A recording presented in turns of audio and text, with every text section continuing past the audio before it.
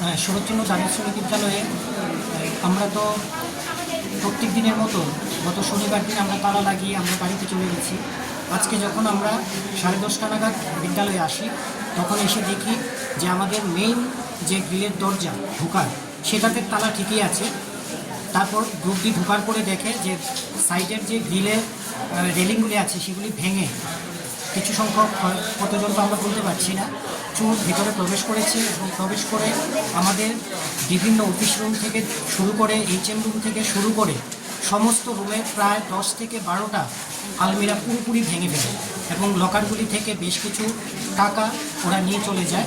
অন্যান্য জিনিসে হাত দেয়নি, বিদ্যালয়ে ল্যাপটপ ছিল, ল্যাপটপগুলিতেও হাত দেয়নি, শুধুমাত্র টাকাগুলি নিয়ে গেছে। স্কুলে কি ভর্তি প্রক্রিয়া চলছে? হ্যাঁ, ভর্তির প্রক্রিয়া চলছে। কতদিন যাবত? ভর্তি তো 1 তারিখ থেকে শুরু হয়েছে।